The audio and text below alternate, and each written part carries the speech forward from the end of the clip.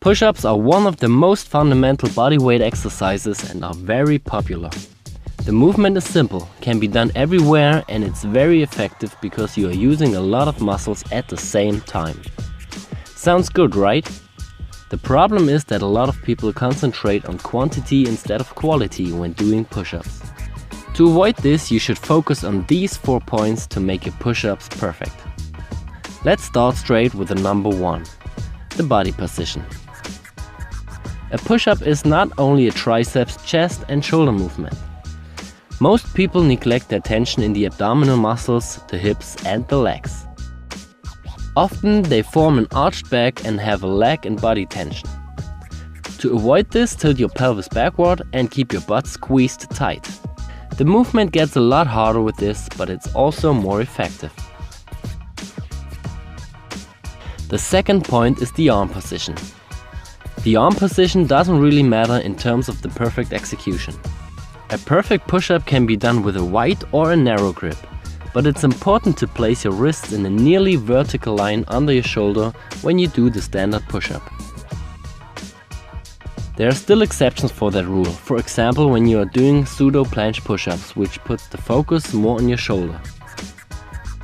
Or when you're doing sphinx push-ups, which are a triceps dominant movement.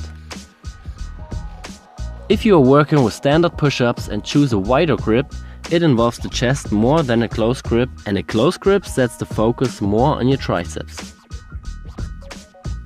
The only thing you should avoid completely are out-flared elbows, because this puts a lot of stress on your shoulder, which can lead to injuries.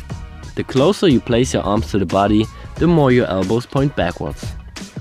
The wider you place your arms, the more your elbows going away from your body, but they still point more backwards than to the side. The third point is the range of motion. This is quite simple, just don't cheat. Go all the way up and all the way down and let your body straight. Don't decrease the range of motion by bringing your head forward or your hips down. The last point is the shoulder blade movement. This is a very neglected point. When you're going down, your shoulder blades come together, and when you're going up, they go apart. You should also focus on pushing them downward instead of upward. But don't forget, there's still difference between a passive and an active way of this shoulder blade movement. If you are too weak in the shoulder girdle, your shoulder blades come together because you are not able to hold your body against the gravity. You can see this especially at the top of the movement. When you are going down, always focus on the tension and an active shoulder blade movement. Don't let yourself fall down into your structures. If you consider all those points and try it on your own, you will notice that it's much harder to do. Maybe your amount of maximum repetitions will drop, but that doesn't matter.